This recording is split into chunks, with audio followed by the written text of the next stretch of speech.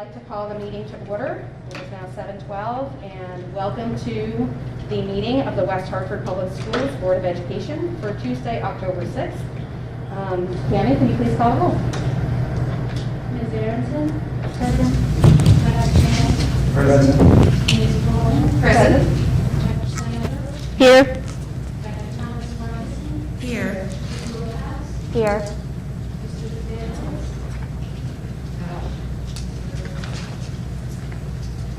Student Mark, representative? can you just say here? Mark is here. Student representatives? Yeah, I'm here. I just can't hear too close. Nobody is in the computer. Gotcha. Student representative Lillian So Sweeney? you're going to Here. And Michelle? Yes. Here.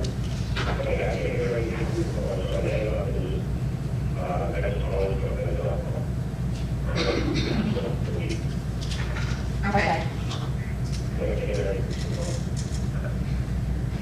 Okay. You gonna call back? I'm going to go through the meeting, just to have it, Perfect. Gotcha. All right. Yep, perfect. Thank you. Rochelle, will you lead us in the pledge?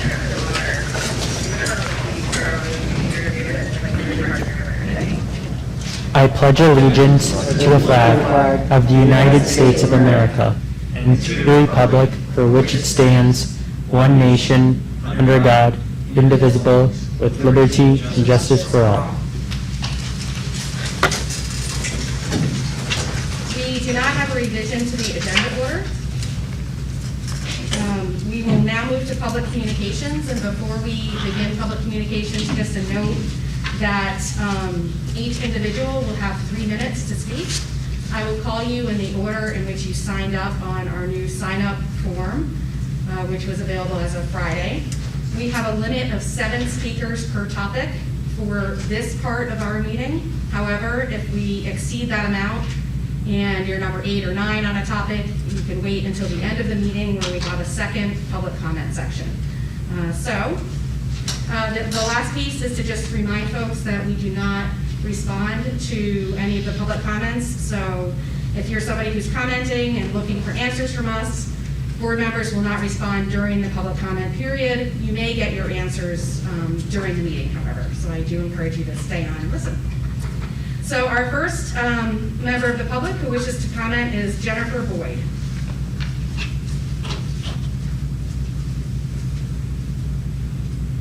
Jennifer, are you on the line?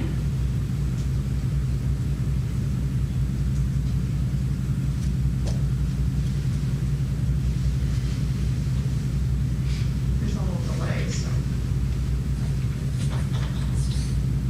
Is Jennifer on the line?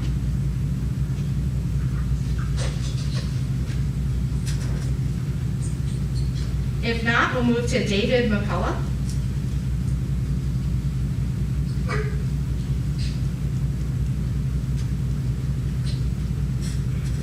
Is David McCullough on the line?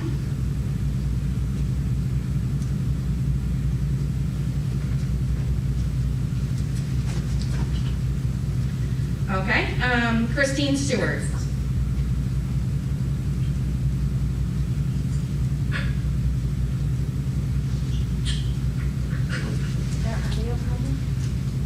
Just wondering if folks on the line can hear me calling out names? Yes, I You can. hear you. Okay. Okay, next, Christine Kruzak. That's me. All right, you're up. All right. Thanks for the opportunity to speak tonight.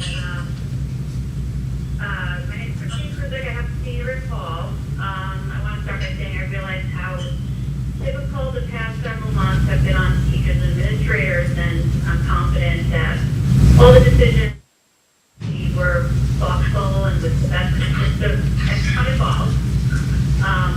I realize there's no good options, just less bad ones at this point. And I thank you for all the work you're putting in. With that said, I'd like to express my concern about the current hybrid model that we're using at the high school. Just the high school, I'm not talking about elementary or anything. And I want to advocate for a live streaming model, which can and does work in other districts. I've been skeptical of this approach since it was first announced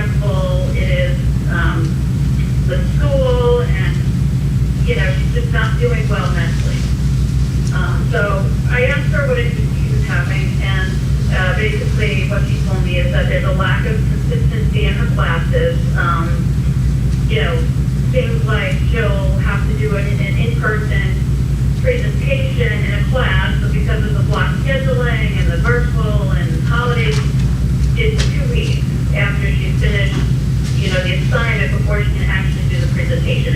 In the meantime, virtually the class is still going forward, so it's kind of like back and forth. And she can't get in a group. It's just because the schedule is different every single week. It's not like the virtual weeks are all the same, and the in-person is just always changing, as all of you know, I'm sure. And socially, obviously, it's not ideal. My problem with the hybrid model is that I feel educationally it's falling short. The in-person schedule is only 4 hours of instruction per day. Virtual weeks, as you know, are only 2 hours of instruction a day. That's less than half than what they would normally get. I understand either wacky times or whatever, but I'm just not certain how they're getting the instruction they need when it's less than half of what they would normally be getting. Not to mention the teachers, are required to make 2 sets of lesson plans each day. And, it's not good for them either. It doesn't make sense to me. And the kids have too much time on their hands, and that's not good for them mentally. I need to ask you to wrap up, I'm sorry. Sure. Okay. I'm just wondering why it was chosen, the hybrid model was chosen over a live streaming option, which would allow for a full day of classes, everybody learning the same thing at the same time. The teachers can use their regular curriculum, etc. And if you do have to go full virtual, again, it would just be a more seamless transition, and the kids would still be getting their full day of classes. So I think Just to wrap up, if you would, please. Pardon? Could you please wrap up? You're over your 3 minutes. I'm wrapping up. Thank you. That's it. That's my question. Thank you. Next, Edward Siegel. Hello, can you hear me? Yes, we can. Good. I am a grandfather in town with 2 of my grandchildren in the school system. Listening to them since school has started, and all my friends who also have grandchildren, I just felt that the hybrid system so far is not working for many students. I think the teachers are caught in a very difficult position, and I know many parents feel very frustrated too. Some of the things that I noticed specifically are there's not enough instruction time. It's not easy to get help when the kids have a question about an assignment. One of the most frustrating things I've seen is that I've seen some of these kids who work hard to complete a homework assignment. They submit it. Apparently they didn't do it correctly. Then a couple days later they get an F because the teacher said, well, you never submitted your homework. And they can't get help figuring out how to do it. And I think it's just because of the hybrid system, the teachers are running in 3 different directions at once. And believe me, I'm not blaming the teachers. I think they're working really hard. I think it's the system. And then the virtual week is pretty empty. So I would like to just suggest that the Board of Education and the superintendent take a look at some of the other towns in Connecticut who are having full-time in school or full-time virtual at the student's choice. If they were in school full-time, I think most kids would choose that. And those who would not want to be there could join the classroom virtually, and then all the kids are doing all the same thing together, and the teachers are teaching one classroom. I think that would just work out a lot better. I know Rocky Hill is now in person, and in November, Weathersfield is starting to go in person.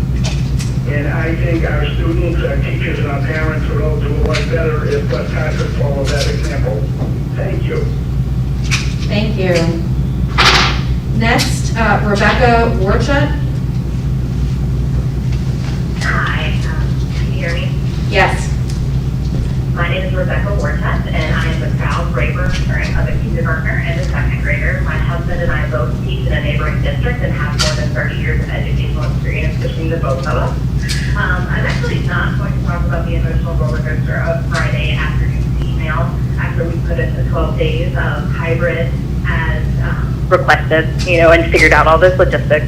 I'm not going to talk about the $1,800 in child care costs that I have paid in the past 24 hours to cover the next month, which is actually a luxury that my husband and I can't afford because we are still employed full-time and making more than minimum wage. I'm not going to talk about the hour of prep it takes to organize my kindergartner and second graders' work so that whoever is taking care of them can help them continue their education as successfully as possible without their teacher or their parents with them. I want to say that it is much safer and educationally much more sound for students, and especially our youngest and most vulnerable students, to be in school full-time. The CDC and the American Association of Pediatrics support cohorting. You put that in place. But hybrid undermines cohorting. An epidemiology professor from Hartford has been cited multiple times on NPR, you've probably seen it, citing just this. As a teacher, an elementary school teacher personally, it's safer to have my 18 kids to 20 kids with me all the time than having them go to almost 18 different places on the days that they are at home. From neighbors to high school students to college students to pods to elderly relatives that they're putting at risk to daycare centers. My kids are going to EPC because it was the only solution that we could find, but they are there with students from 4 different towns. That's not safe for their teachers or their classmates. It's also not educationally sound after more than, like I said, 16 years of teaching, despite amazing teacher prep where they are being pulled in those 3 directions that you've heard about. A hybrid day does not equal a day of in-person kindergarten. They are losing opportunities to socialize, to develop early literacy skills, to get that feedback and to develop that relationship with their teacher, to have that love of school. My kindergartner has seen her teacher 4 times in person this year. More than that, it exacerbates the inequalities that we purport to want to fix. Avon and Farmington and Simsbury and Canton and Rocky Hill that I just heard have brought back their youngest learners. Newington has started doing that already. We need a staggered plan to bring back our youngest learners to school as soon as possible. I think you have planned for many things, which I appreciate, but there was a gap in the students back into school. It's very different to get high school transitions and lunches and all of that happening at the same time. 18 kindergartners going to one classroom, eating lunch outside their classroom, staying together all day is much safer for our teachers and our students, not to mention it being educationally more sound. Thank you for your time.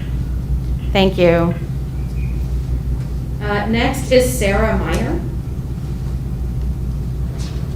Hi, thank you so much. I second everything that she just said and empathize with many of the parents that are and caregivers that are speaking tonight. I guess what I will just second is that the hybrid model, again, is just not working, and that it's falling on the backs of many parents and caregivers to uphold their children's learning. And for those who aren't able to do that, that's even a bigger concern. So many of us here are very, very, very lucky to have the privilege and ability to educate our children on the hybrid model when they're remote in other ways. The real concern is those who are not. And as the school board, I guess I'm just asking you to hear with open hearts and open minds that we need you to be that voice for not only our parents and caregivers here in West Hartford, but we need you to be a voice for our students, and especially our young ones. And I'm hearing that, as much as our young ones are adaptable and moldable, that it's really truly affecting those in middle school and high school as they figure out who they are. So I beg you, I can't believe I'm sitting here begging that we think of other ways to get our kids back in school and to examine the data a little more closely and to maybe follow the lead of other districts that are doing this well. And I would like to say, I appreciate what you do and what you've done for us in the past. We live here because we support the very impressive education our children are getting, but many of us are feeling very disappointed and down about what's happening. So I encourage you to take a look at the data. I encourage you to take a look at how we can get our children and our students back full time sooner than later. Thank you very much. Thank you. Next is Teresa Switzer.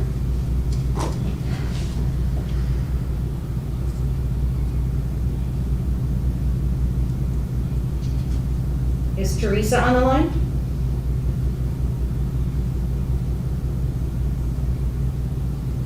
If not, we'll move to Carly Hennigan.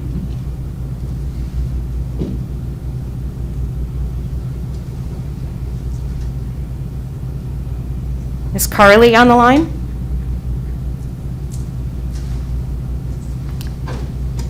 And Heather Maynard? Can you hear me? Yes. Hello? Hi. Hi, this is Teresa Switzer. Oh, hi, Teresa. You're up.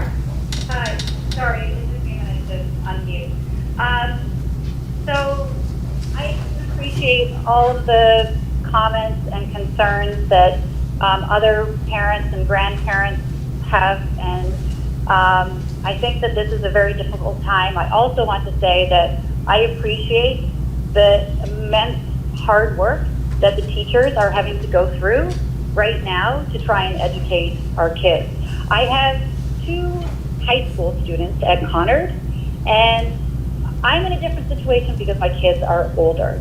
So I understand the troubles that elementary school parents have, and I certainly can appreciate that it's a very, very difficult situation to be in.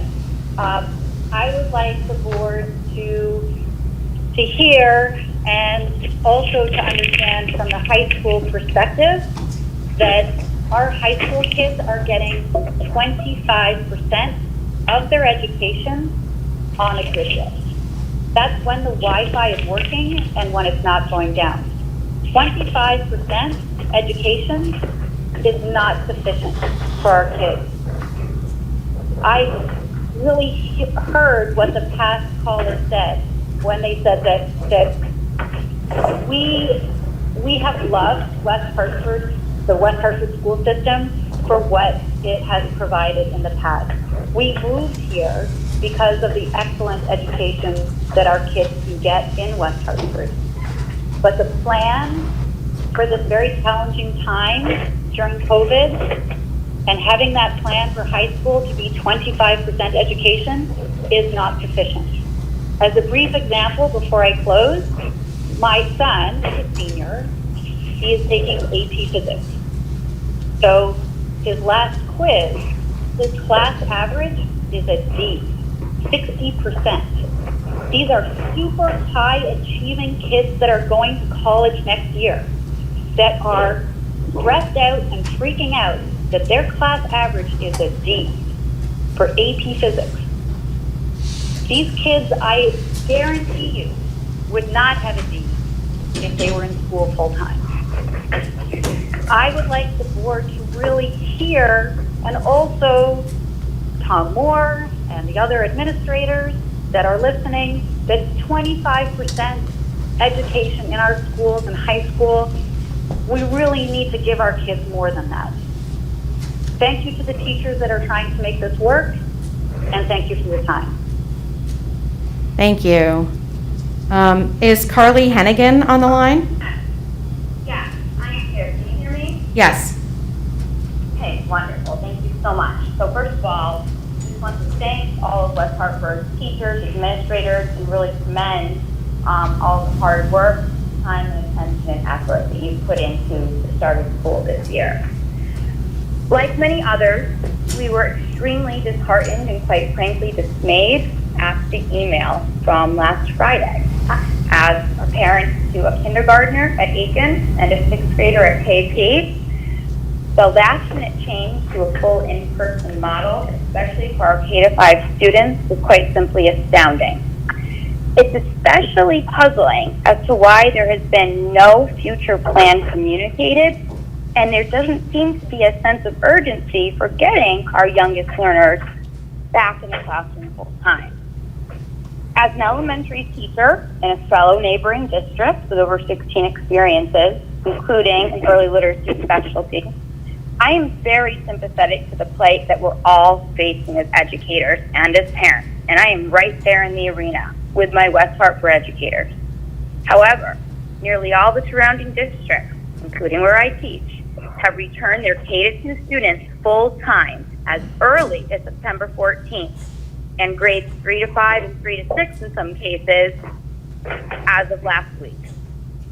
We simply cannot understand what has prevented West Hartford from following the outlined plan with the original October 13th goal. Now, we understand that things change. We understand that this is a time that we are living day to day with information. However, if you look at the data and the disease case numbers in both West Hartford schools, particularly the elementary schools, and also in Hartford County, it does not warrant any type of delay to that October 13th date for K to 5. It's also imperative to note that our youngest learners are also our most at risk. Past and current research and data continue to demonstrate the necessity for students to reach grade level reading and math targets by the end of third grade. Their chances of catching up after that time, even with the right tiered support, is less than 1%. This is a matter that needs to be taken seriously and needs to have urgency behind it. Our youngest students need to be in classrooms every day learning. Thank you so much for your time. Thank you. And for our last commenter, Heather Maynard, are you on the line? I am. Can you hear me? Yes. Okay, great. Thanks so much for taking my call. So I first would like to say thank you for allowing me time to speak, and also to commend Tom Moore and the Board of Ed in the decision that they made for at least the middle school and the high school with regards to not returning full-time on the date originally stated. I think that it was a wise choice. I do understand what the other members of the community have indicated with regards to the hybrid model and their concerns. I'm a parent of 4 children in West Hartford Public Schools. One is a Hall graduate, 2 are currently at Hall, and 1 is at Bristow. And I am a high school English teacher in a neighboring district. The problems that I see with the hybrid model are very similar to what the other callers have indicated, so I won't go through all the particulars, but I see them categorized in 2 different buckets. One, social isolation, kind of inadequate content, engagement, and structure for the students when they are learning at home. Second, I see inadequate flexibility. When students are on full remote, it's my understanding that they have a different set of teachers. Additionally, because of that arrangement, they also have really limited access to the classes. For example, my daughter's a core leader, and even though I would have liked her to go full remote, she could not be a core leader if she was full remote because the core leaders class was only offered to students who were going to be learning in person. And I understand that that's not the only class that was limited thusly for students who are learning from remote. Also, if students want to switch, or parents want students to switch from the A-B cohort to full remote or vice versa, I understand that that's also not a possibility. Also, I think it doesn't really prepare teachers for what might end up happening if we all have to go full remote learning. They're not really teaching in the same way these students when they're on their hybrid weeks. And I think that that's a disservice to the students. I also think it unnecessarily taxes the teachers by having them do 2 preps for every course they teach. I think that impacts morale and eventually is going to impact teaching. In the district where I teach, we teach all the cohorts, A, B, C, and the D cohort, simultaneously with a live stream.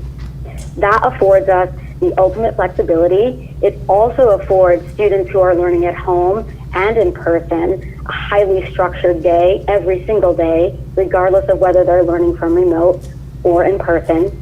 They also get a rich curriculum and instruction every single day for 70 minutes. Also, teachers in my district, when you do a breakout session with students, and if we're going to be student-centered teaching, you need to do that as opposed to stand and deliver. That's possible when students are all meeting at the same time. So Just to ask you to wrap up. I I just need to ask you to wrap up. Yes. So I I hope that you will reconsider the hybrid structure as you have it and consider looking to other districts like Farmington, Avon, Simsbury, and Glastonbury to see how they might be doing it more successfully. Thank you. Thank you.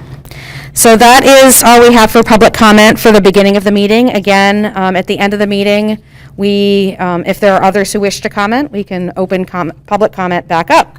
So thank you for those of you who took the time to share your thoughts with us tonight. Moving on, we will move on to, hold on one second. We will move on to unfinished business, and we don't have any unfinished business. New business, no new business. Under staff communications and reports, the superintendent's report. Thanks, Deb. A couple things to talk about to clarify and good news for some people. On some separate topics. First, we have had a series of internet attacks and denial of service attacks. Basically, we were getting CEN is the Connecticut network that brings in all of the internet to basically all the schools in the state. And you get X number of IP addresses. We've been in contact with the FBI, we've been in contact with local police, we've been in contact with CEN daily about this. We've made a massive amount of changes to try to hide from the denial of service attacks that we're getting. And the truth is there's no way of knowing where that attack is coming from. One day it could be from Pakistan, which is an example of one day it was from Pakistan, but we know that's a remote server being bounced to different places that's coming. Those have happened. They've happened nationwide. They've happened to every district in the state of Connecticut. CEN actually today said they found a major fix that will also aid, in addition to the work that we've been doing. We've been able to prevent any of these from taking over the past 4 school days now, and been able to shift over significantly immediately. It's taken more resources, basically, than all that our IT department has been doing and focused on. And we've had to contract with some other outside vendors. But with CEN's patch and the work that we've been doing, we expect things to be much more smooth as they have been over the past 4 days, 5 days, certainly. Other news, I want to thank the International Baccalaureate Committee came, well, informally, if not informally, formally, but it was video, and I want to thank Jason and Lorna, who sat in with me and Andy for our call, and other administrators run throughout the day as they evaluate. You have to be re-upped for International Baccalaureate supervision, and it's an immense amount of work in the midst of everything that the Charter Oak staff has been doing. So it's been a lot of work. They're glad that the visit is moving past, and hopefully we'll get word in a few weeks. Tom, can I just ask you for a second? We're having a little trouble. I think the folks on Google Meets can't hear us. If you're just on Google Meet, you won't be able to hear us. I'm not on my phone through. They have to go to the YouTube. So I'm going to ask those of you who are watching or who are logged on through Google Meets to also either turn on your cable channel or go on the YouTube channel to watch the rest of the meeting. Okay? What about Mark? He's on Google Meet. No, Mark will be able to. He's on Google Meet. He's fine on Google Meet. Yeah. Okay. Thank you. In addition to that, we were notified by the University of Chicago. They have awarded the University of Chicago Outstanding Educator Award to 2 of our teachers, Sean O'Connor, who teaches history at Conard, and Joanna Foley, who teaches science at Hall. They'll both be honored in a Zoom meeting on October 1st by the President of the University of Chicago. These are awards given out by the University of Chicago people that are admitted from schools across the country nominate their teachers. So it's a great honor. Congratulations to Sean and Joanna. And then National Merit semifinalists. Top 0.5% of seniors scoring on the NMSQT, National Merit Scholarship Qualifying Test. And I want to congratulate the following seniors at our 2 high schools. Emilio Chan, Sam Frank, Ben Gardner, Brooks McConnell, Amruth Niranjan, Bert Butzapak, Ryan Lafferty, and our own Rashil Garabelli. Congratulations.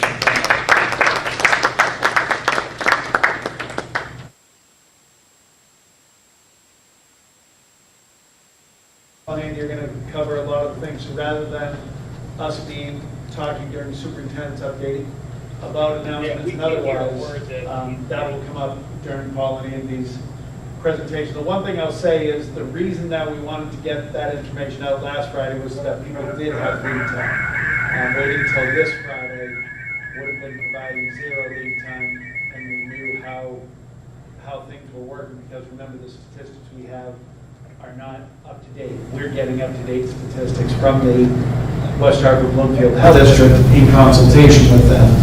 But I'll let Andy and Paul talk about that. And just before they do, I want people to understand, all these presentations tonight were to be about our plans on coming back.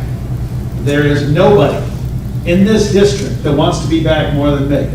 People think this is some plot to keep kids out because it's somehow easier for me. You have no idea how much easier every student being back in is for all of us. It is our goal, it is our desire. Now, after the presentation, you guys can think about that and follow up. The key element I have to say is, for us to be back at any level means you as a board would have to choose to direct me, and you're my boss, to not follow local health district guidelines and not follow the guidelines set out in Addendum 4. It's understandable, but we'll lay out some issues as those two present. As I've said, there is nobody that wants to be back in person more than all the members of the executive team. In fact, we've spent basically 2 weeks developing our plans for that to roll out this Wednesday, and we've had to shift in that time, which is why your books didn't have all those plans.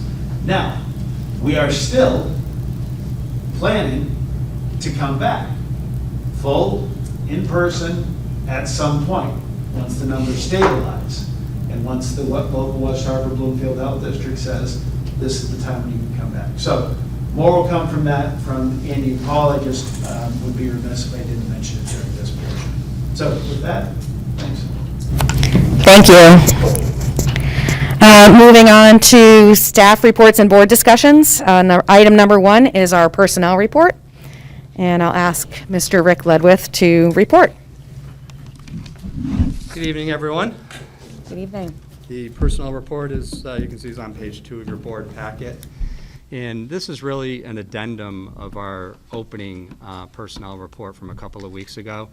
We have 2 contracted teachers and 11 interim teachers on this report. All of them were hired prior to the start of the school year, but they were hired after that first board packet had gone to print. So they weren't in that initial board packet that we received during that first meeting, but they were part of our overall discussion that evening.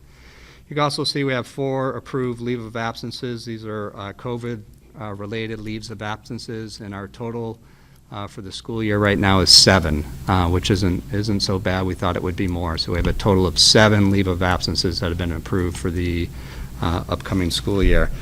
Also wanted to provide the board with an update monthly in terms of our absence management, so that the board is aware of any trends that are happening with staff absences, particularly as it relates to substitute coverage, and we have some really good news to report for the first month. And I really want to credit our employees for their diligence in terms of their approach to their well-being and the well-being of their family members as well. Collectively, we'll all do our part to ensure that we are keeping our schools as safe and healthy as possible. So we are seeing a lot of COVID-based symptoms around the district. We're not seeing COVID, fortunately, so far, but symptoms that are associated with COVID. So we do, so overall, our absences are down. They're down almost half from where they were last year at this same time, which is good. And we attribute that to our hybrid plan. We certainly attribute it to our focus on PPE, the use of PPE. Everyone, our staff and our students are doing an excellent job of wearing their masks day in and day out. We have an excellent commitment to our hygiene, washing our hands, sanitizing as often as we can throughout the day. And another big factor is we're not coming to work when we're not feeling well. So our staff is doing an excellent job of keeping in touch with administration, and when they're sick or not feeling well, they're not coming to school. And I think all of those factors certainly have played a factor in our overall absences being down. Certainly it's helping with the mitigating the spread of the common cold virus, but we believe it's also having an impact on COVID as well, at least to date, and hopefully that will continue as we move through the fall. So we'll keep you up to date on a monthly basis in terms of how those absences continue, and hopefully they'll continue the way they are right now, which would be great. So I'd be happy to answer any questions that the board had before I turn things over to Paul and Andy. Do board members have questions? Great. All right, thank you. Moving on to item 2, COVID-19 decision-making and metrics, and I'll ask Dr. Andy Morrow and Mr. Paul Weisenes to report.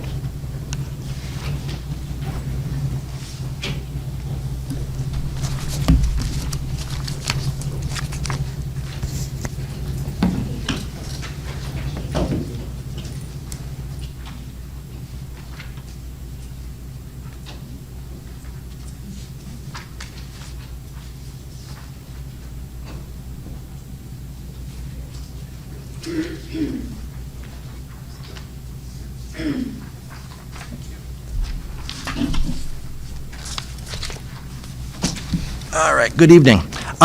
So what I just passed out to you is just what our webpage is. And so anyone at home can pull up the webpage and take a look at the charts, but I thought it would be easier for you to physically have the chart in front of you than to try and project and do all that with our resources tonight. So as Tom said, this is a very different conversation than we anticipated having today. We were prepared and had been prepared to go back, as we had always said, that our goal was to be back on the 13th. Everything was looking great. We were set to go back. We were making plans with our elementary and our secondary around dismissals, around lunches, around the whole aspect of it. And then really things changed rather quickly.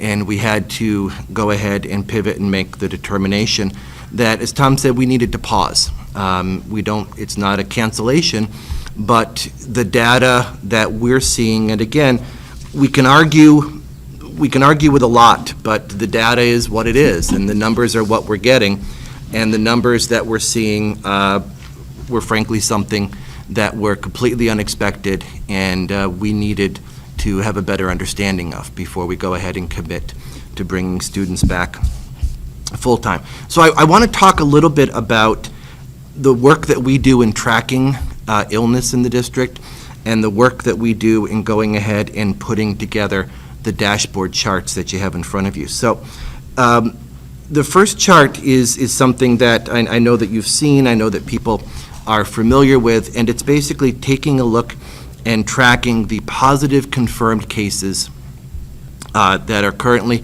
in the district, as well as the number of individuals that are currently in quarantine. And remember that these individuals are in quarantine because our health district puts them in quarantine because of other contexts they may have had through activities, through grandparents, through relatives, in and out of the state even, because of travel situations they've been in. And so when an individual goes into quarantine, we're notified by the health district And that then gets onto a master spreadsheet that Grace Johnson, our nursing supervisor, and I maintain. And we've been tracking since the start of school about 250 students. And kids go on the list when they have a suspected illness, if someone goes home from school, if someone calls into one of our schools, and the parent says, I think that they have symptoms, we're going to the doctor's office and so forth. We add them to our list, and they're students in that we need to track, and we need to understand, based on our protocols, what their illness is before they're allowed to return back to school. We need to make sure that everyone's safe for them to return back to school. And so if we have an individual who's quarantined, they will go on our spreadsheet here, as we've talked about. And then once the quarantine is over, once that period is over, and the health department determines that they're safe to go back to school, that individual, whether it's a staff member or a student, is removed from the list. And so when people say, well, but the list, the numbers changed from 17 to 14 or whatever, it's because, again, as people's quarantine period expires, they come off the list. It's not a running list, and so it will change. It changed today, it will change tomorrow, it will change every day this year. When we talk about confirmed cases and positive confirmed cases, we currently have one individual at Hall who is identified as a positive confirmed case. Again, when that person's period of isolation is over, per the health district, they will come off of that list, and that will then go to 0. We've had 6 cases so far in the schools. I think it's important to note that none of them are a result of school. There's been no transmission in the districts. There has been no transmission among students in classrooms or any activity like that. And so we've currently had 4 at Hall, 1 at Conard, and 1 at King Philip so far this year. And we're going to have more, and that's just the nature of it. In talking with the health district, the cases in the schools are a reflection of cases in the community, but they're not transmission in schools, and I think that's important for us to understand. So when we look at then the second chart, this is really the one that we look at as far as the indicators and what the state has provided to us. And so you'll see there that there's the low, the moderate, and the red. If you remember right, back in July and August, when we talked about our reopening plan, we used those graphics a lot. We had the yellow, the orange, and the red. In talking about transportation, in talking about models of instruction for the in-person, for the hybrid, for the virtual. And so when we talk about the leading indicators, they use what's called the 7-day average, and this is all on the website for the state of Connecticut. They've put together actually a fairly robust database for COVID. And they use the 7-day average per 100,000, and it's a way just of measuring and standardizing that metric across towns and across the state. And so we've been very comfortable in the fact that over the last month or so, we've been in that 2.5, 3.5 range on a weekly basis.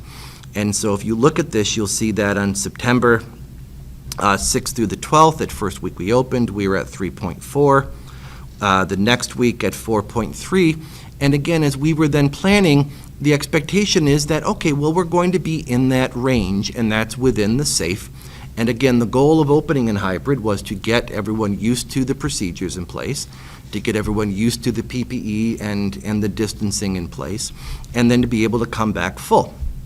And that was our goal until Friday, when the data released and we saw a jump from 4.3 to 8.9, which is statistically significant. The other piece that is significant is up at the top, you'll see there's the secondary indicator. And that's what the state terms the percent test positivity. And that's all of the tests given in that week divided by the positive tests, and that gives you a percentage. And so for this week, this week of the data that we jumped to 8.9, we had 2.3% positive percent positivity, which is significant when you consider the week before we had 1.3. And so again, when you look at the data, that had to jump out at us. And so the decision at that point is, we need a little more time. We need to know this week whether this is going to be a blip, whether we're going to stay at 8%, fall back down to 5%, or jump up to 10 and above. I will share, I'm not confident that we're going to go down. I think based on some of the preliminary data that we've seen with the health district this week, the likelihood is that this will be a week that we go up. I'll jump in and be more direct. You know, I mean, this is unofficial, but unofficially, so this number of 8.9 was based 2 weeks ago on 39 positive cases in the previous 7-day rolling average. From yesterday, the previous 7-day rolling average had 48 positive cases. That puts us well over 10 into the 11 number. It's just is what it is. And so when you have significant rate increases, and we had a week to make an announcement rather than making an announcement the day before, basically, and you see that rate, this wasn't a one-day blip according to the people at the Department of Public Health. They told us what they were seeing. They told us about the multiple cases every day. Yep. They told us how it was coming in. I pushed back Wednesday. I pushed back Thursday. Then you see the rolling averages, and that's when we get the test positivity number for the previous 7 days. You extrapolate that over what they were seeing that week, what we're seeing this week. Hopefully it levels out. Hopefully 2 weeks from tonight, we're saying we're at a place where we're ready to go back open. I don't want to be at the point where we go back and forth every week according to this. That's not it at all. Yep. The one thing Andy and I have talked about is if you wait a week too late, that's a problem. That's the problem with this virus. If you're late, that's a mistake. Yep. And that's really what we're seeing now across the state. You're seeing increases across the state. I don't know if you're aware or not, but today Mayor Bronin in Hartford and their superintendent had a conference saying that they're seeing some alarming numbers, and that their intention, unless things change, is to move to their hybrid plan on the 19th. And so again, I don't think what we're seeing is unique to West Hartford. The other communities, especially the larger cities that we're seeing, are well over 10% for this past week, and are going to continue pushing that number. So again, I think it was prudent on our part to go ahead and to pause on this, to get a couple of weeks of data to see if this is our new norm, if this is simply a blip that will then drop down, or if there's something else going on here that we need to understand from a community standpoint. And if so, I could, Andy, just Sure. about that, because you mentioned, because one of the important things about size is West Hartford is a place unto itself where that is statistically significant. Yeah. One of the warnings is individual towns shouldn't be moving, but their N, they could have an N of less than 5 cases and show a number that's at 15 or 20 because they have so few people that one family can skew the whole town's results. That's why you look at larger pictures. West Hartford's the 10th largest district. And so when we make those comparisons, and I know a lot of people want to talk about Sinbury, Avon, Farmington, I'm on phone calls with their superintendents every day. They call me about a lot of things, I call them about a lot of things. Our plans, we develop together and separately in different ways. So Sinbury's number is 1.7 when we were at 8.9. Farmington's number was 3.9 when we were at 8.9. Avon's was 5.5 when we're at 8.9. Those were our numbers. There'd have been no shift. But sometimes people have to understand that whereas we're Derg B and we compare ourselves to different districts, right now, the same announcement that we're having has happened in the western and southwestern part of the state throughout districts there that are seeing the same exact things. I'm on the phone with their superintendents constantly. If we want to be concerned about something, as citizens and people that live in this country and in this community, and think about what does it mean about disease spread? Because there's a lot of pieces that I agree. We haven't had any positive cases in the schools at the elementary level. If that's our metric, then I'm ready to go back in. I was arguing that to people last week. But what does it tell about us that the swath of places over 10 are East Hartford, Hartford, Bloomfield, West Hartford, New Britain? That's not a coincidence. That has to do with healthcare. That has to do with society at large. That has to do with larger questions. We are not the same as Farmington, Simsbury, Avon. We are a cosmopolitan district, and I'm not blaming anybody that has this at all. That is far from the case. I'm saying we need to make sure we're paying attention and not just being so focused on, well, my family hasn't had this, I haven't had this. There's a reason that the opt-out rates in different communities are so large. Hartford's going into hybrid from 50%. That's something we should remember. They already had a 50% opt-out. When Hartford says they're going into hybrid or talking about going into hybrid, at the high school, that means high school's going virtual. Full. That's the high school's full virtual. That's their high school hybrid plan. So what's happening to our students? I don't need anybody to tell me who to worry about and who we need to take care of and how for the next year, and every budget priority we make has to be focused on how to bring kids back and how to get kids focused in. Because what's happening now, I don't want to make any of these decisions. But that's the kind of focus and the looking at what is the health department telling us. How, West Hartford Bloomfield Health District isn't the Farmington Valley because there's so many towns there, but they don't equal in population. So we're in contact with them, and that's kind of the decision-making process and what we need to be thinking about when we think about this disease and what it means for our kids and our community at large. Sorry. No, that's absolutely appropriate. So really, I mean, that's pretty much it. I mean, just, I thought it would be important for you to understand the mechanisms that go into this and the data that goes into this, but also understand that this is not we're not sitting behind closed doors simply making this up. This is not an arbitrary, I think this kid's okay, I don't think this kid's okay. This is a situation that, we're constantly on the phone with the health district. I probably have spoken to Grace Johnson, our nursing supervisor, more than I have my wife this year. And it's a constant communication with the experts. Because again, we've had to become experts on this, but we're not medical experts, and so we defer to their judgment and defer to their guidance on this. And all we can do is follow that guidance. So I'll turn it over to Paul, who can. So before you do, just a question. Sure. Would you prefer that board members ask questions about Completely metrics up to you. now? Do you wanna do that Before now, we or- move on to, you're going to talk about curriculum, Paul? Yeah, but it's up to you, but Yep. my piece is 5 to 10 minutes. Well, it's probably better just to go through metric questions now Yep. while they're Sure. fresh and then go to Paul. That's fine. Do board members have questions? Lorna, you look like you're getting ready to ask a question. Okay. Liz? So, okay.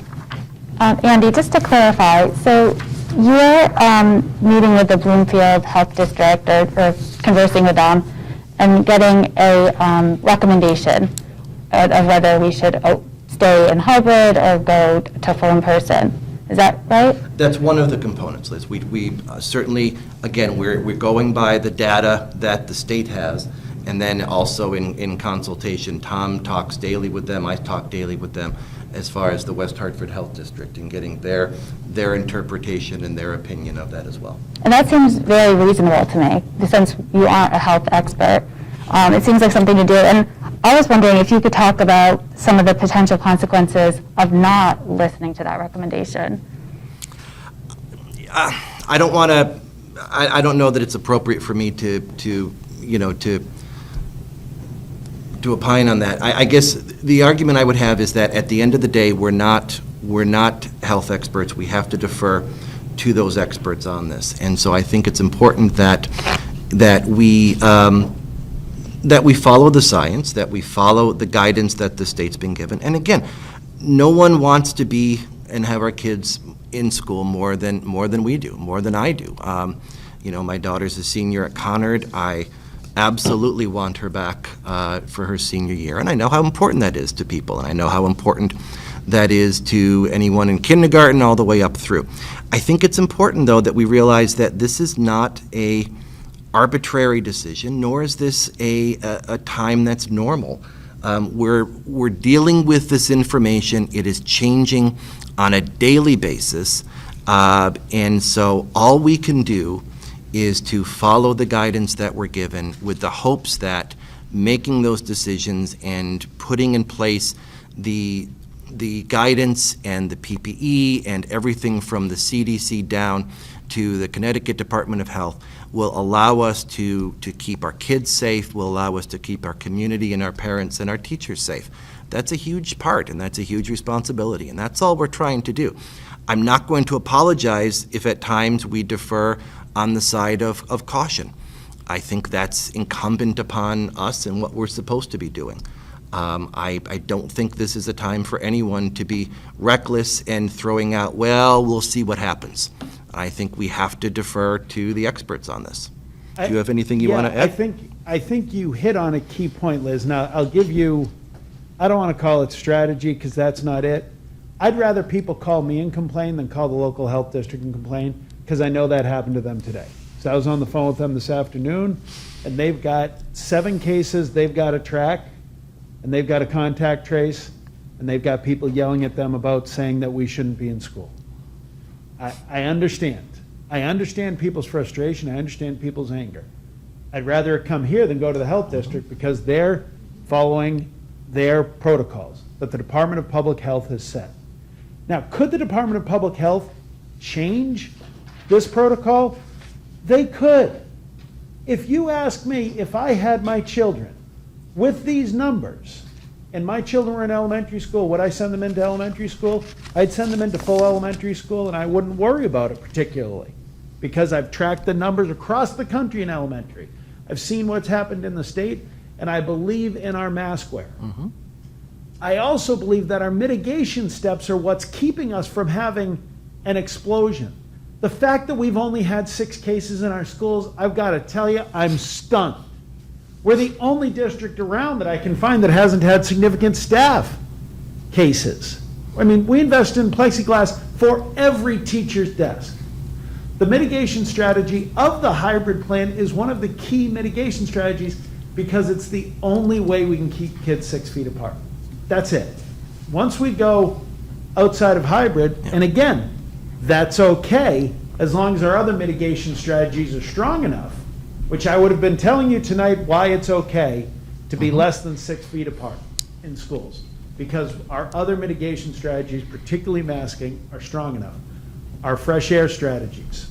Now, if we were going forward with these numbers, we'd have a list of callers telling us, why are you rushing forward when the numbers are showing this? That's just the reality. So to answer your question a long way, Liz, yeah, the West Hartford Bloomfield Health District, and I asked this afternoon, is it okay with you if I say it is your strong recommendation? And they said, absolutely. So that is, in fact, what it is. And you're right. I don't really want to make public health, I don't have a degree in public health. So. Lorna? Yes, thank you. So just looking at the numbers and the information in as much a concrete way as possible, I thank all of you for what you're doing. As a parent, I certainly can see the conundrum that all of us are in. But just looking at the numbers itself, and I'm hearing that we are taking steps to err on the side of caution, and that was the reason why we're halting on moving back to full-time for elementary students. Looking at the numbers and seeing how the numbers have gone up as it relates to West Hartford in general, but in terms of within the schools, you've shared that there has not been any transmission within the schools. So with that, I'm hearing that we clearly are not in a silo in terms of it's not the school system that's separate from the town of West Hartford. I'm saying all of this to ask what type of communication is happening with our town officials for them to understand that we're in this collectively and that everyone plays a role in the direction that we go into. So even those households that may not have children in their home or rather in the school system, the decisions that they make impact us. Are there open lines of communication taking place? There are, and that's a conversation that we have often with the town. I know that Tom meets regularly with the town leaders. I speak with the health district and with them as well. And it's this idea that again, the schools can't be solely responsible for the behavior of folks. And it's the idea that, reinforcing the mask wear, reinforcing the distancing. There are times, I'm sure I'm not alone, driving down through Farmington Avenue gives you the little bit of the willies, looking at some people and some of the spacing, some of the people hanging out in the area there that may or may not be appropriately wearing masks. And that's a challenge, and I think that's a challenge about parties that are occurring for both students and for adults when we hear about those kind of behaviors that I think are a struggle. And that's where a lot of these instances are coming from, and that's where a lot of our fears of transmission are coming from. So we're all in this together. Correct. Okay, thank you. Other questions? Amanda? I had it written down and well, I think what I want to mention is for a meeting like this, where we're not that many weeks into the school district, into the school year. Feels like a long time, Amanda. It really does. I can't believe it's not December. I feel like the community is also listening for what is the decision making? How are my people making decisions? And I hope that people who, if they missed at the beginning of this presentation when the superintendent was talking, also caught the pieces about the internet and how he's been having to talk to the FBI and things that we have not had to deal with on an extreme sense in typical years. Those are things that happen most years anyway. But there are a lot of moving parts. And we are in this for the long haul. And I think that is one of the pieces that we are trying to keep our minds on, so that how do we make sure that steps are measured enough that we can go through the year without having to collapse everything that we've done. So I really want to caution people who are listening to this, who are comparing to the other districts, to try not to do that as much as possible. I think you're going to make yourselves crazy doing it. We are not the same as other towns in many ways, and our superintendents are in constant contact with one another, sharing practices. So for every person who thinks something might be working in one given week in one town, it may not actually be working as well as you think, or there may be other things that you're not privy to that are complicating things. So when we listen to a presentation like this, think about if our team had made the decision to go forth with their plan when they got that number, and then there was an outbreak, and you revisited that decision, and someone said, why would you make that decision when you had a spike in data? Why was that a good decision? So you have to err on the side of caution until you understand something better. So I appreciate that decision as a parent. All of us have, every single person, Mark included, who's not physically here but is listening, we all have kids in these schools. Deb's kids are not that far out of the schools. We are all watching young children through the neighborhoods. We're all watching the high school kids. We are getting the reports about women leaving the workforce because of the stresses. We're understanding what's happening with the teachers. There's a lot of moving parts. So one of the things that I appreciate as a board member is that our team has been very open to the pushback that we give behind closed doors, that they give each other behind closed doors to challenge each other's thinking. That is happening all the time. So one of the things that I'm listening for in these meetings and when we get our briefs is, what is the decision-making process? And it's very measured, because we're not trying to make decisions week by week. We're trying to make sure that we can get through the school year knowing that we have a long dark winter in the middle of it. So we want to be as cautious as we can at the beginning so that we can be as steady as we can to get through that next step. But please know that there is a lot of challenging thinking going on, so people are not just kind of listening to information and making quick decisions, that there's a lot of thought going in. But please be careful about comparing to other districts, because it's just not, it's not going to be productive. It's going to make you crazy. And it's not something that we can necessarily measure ourselves by. So I think that's just a very important thing to keep in mind. The one thing I'd add to that, Amanda, being on a call today with 27 superintendents and regularly, pretty much every day with Farmington, Avon, Simsbury superintendents, is they would be shocked to hear at this meeting that everybody thinks things are going perfect there, because at their board meetings, they have lines of callers and commenters about how everything's falling apart and they pay so much money to live there. Why isn't this better? I mean, it's happening everywhere. Yep. That's just the reality of this time period. I understand people's frustrations. I share their frustrations. But that's just the reality of what we're going through.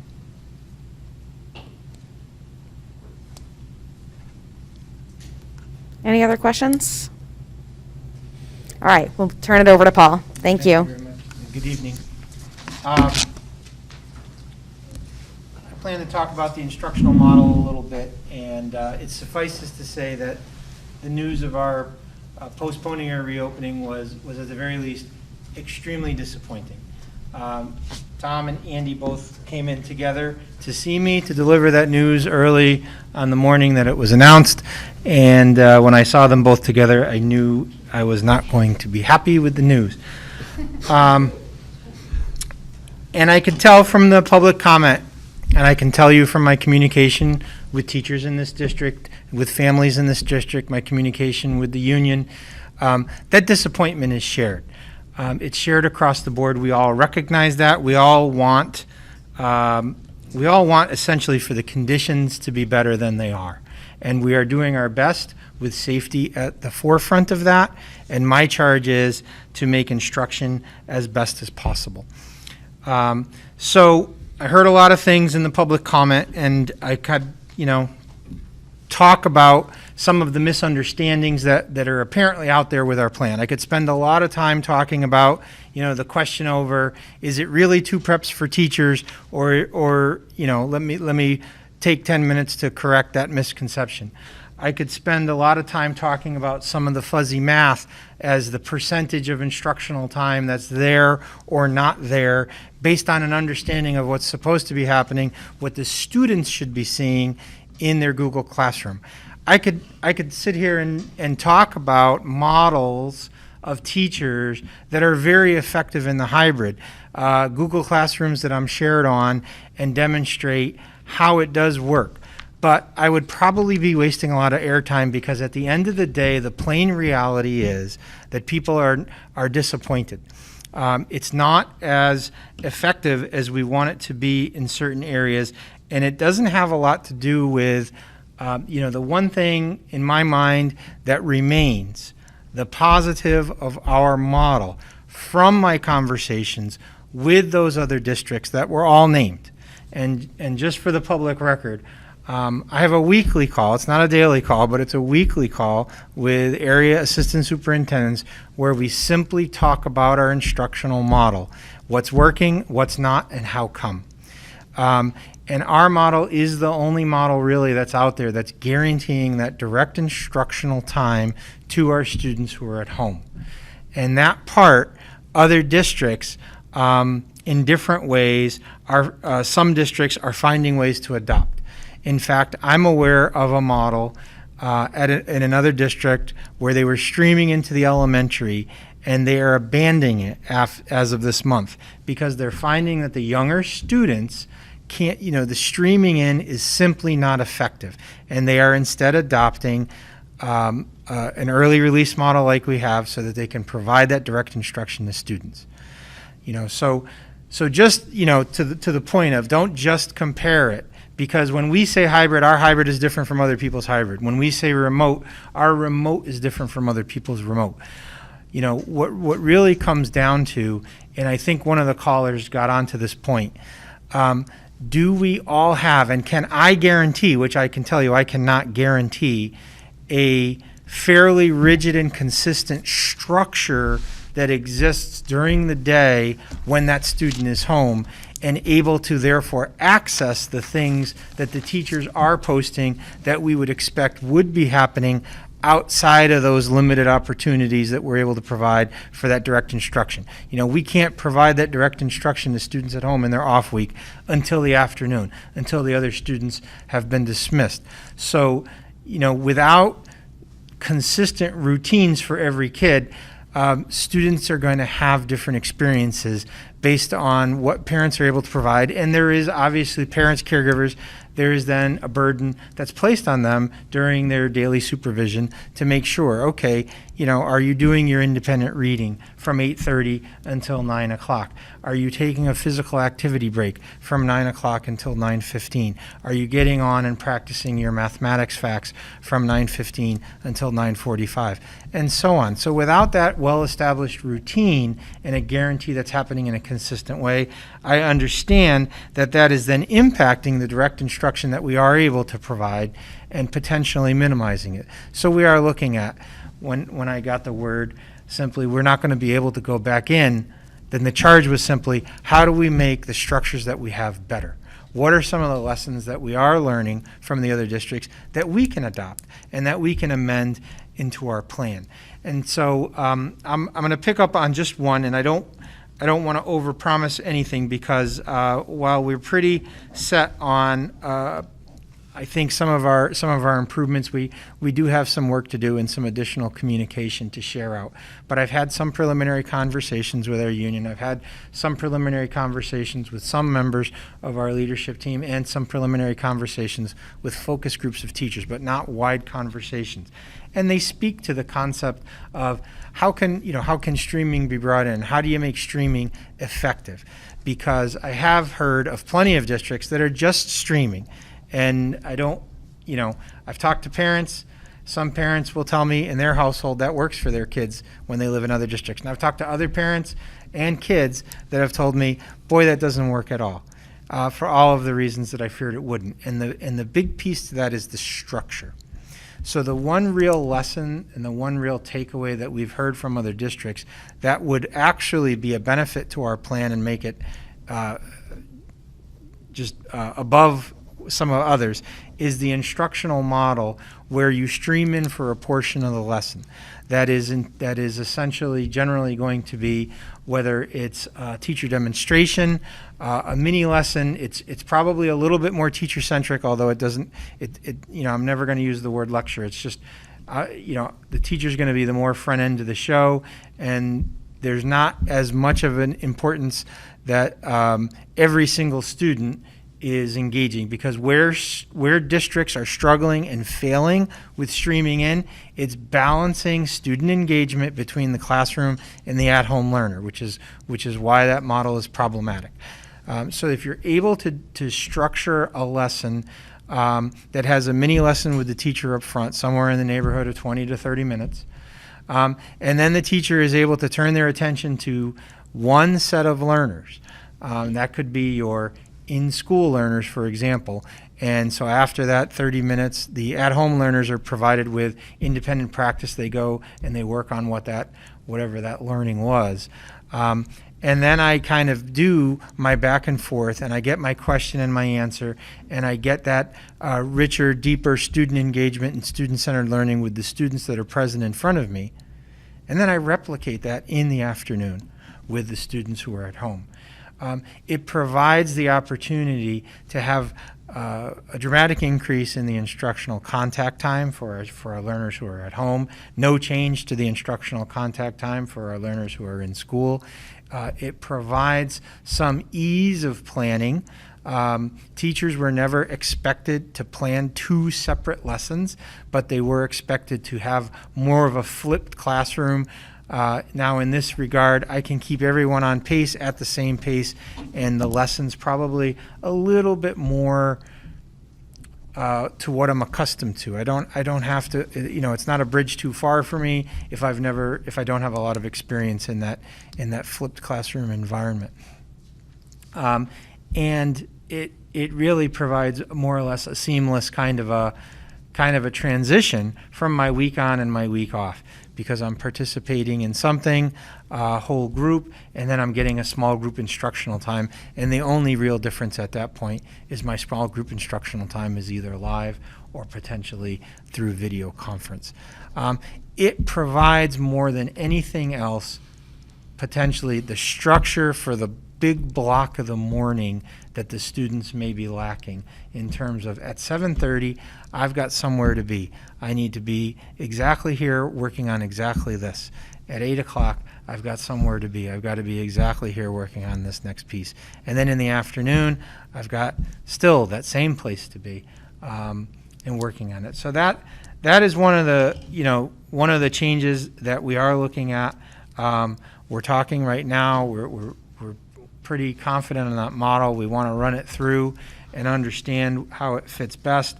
We also want to figure out if there's any professional development that we want to deliver as we mark that change and set a date with it. At the elementary level, I think, I heard Tom say it, I heard Andy say it. That model doesn't necessarily work with a kindergartner or first grader. We want those kids back. We want them back into the schools as much as any one of our callers, as much as any one of our board members wants them back. But we need to do so with safety in mind. And that is the piece that I leave equally to the Department of Public Health.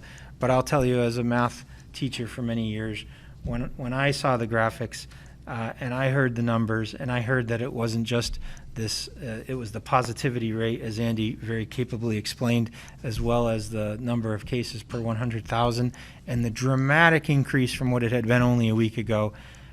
In my heart of hearts, as much as I wanted to say, come on guys, you can't dismiss that. And so it does give us pause, but we're very anxious to see what those conditions can be in order that would enable us to be able to provide that full return.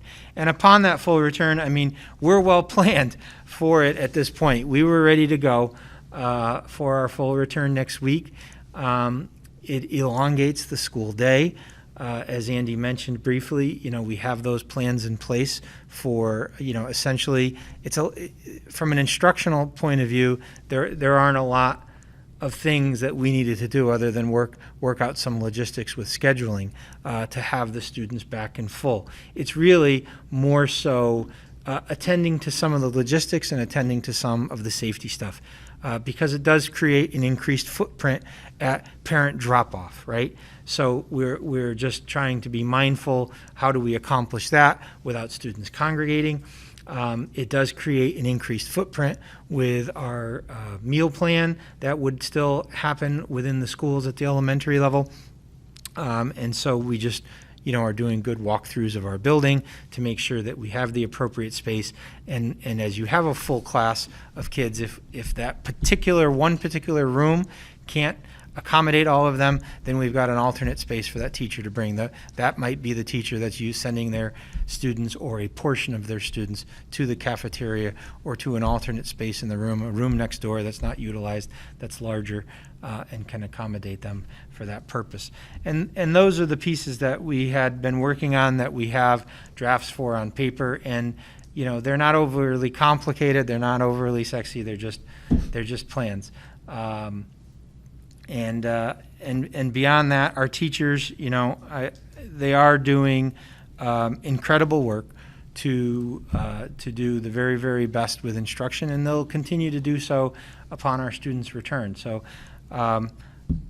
I look forward to those metrics being where they are so that we can do that in a safe and responsible way. And I'm looking forward to progressing with changes that we have to make our hybrid plan, make tweaks to that so that it is improved.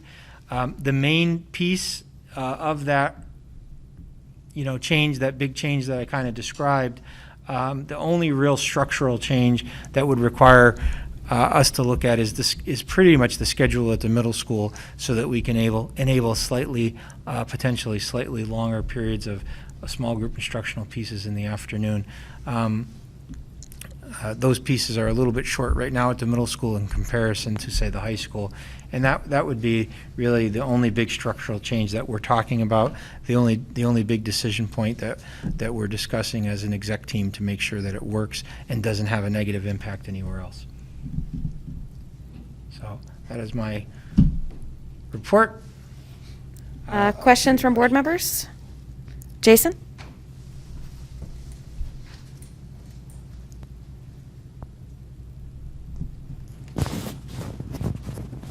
All right, thank you.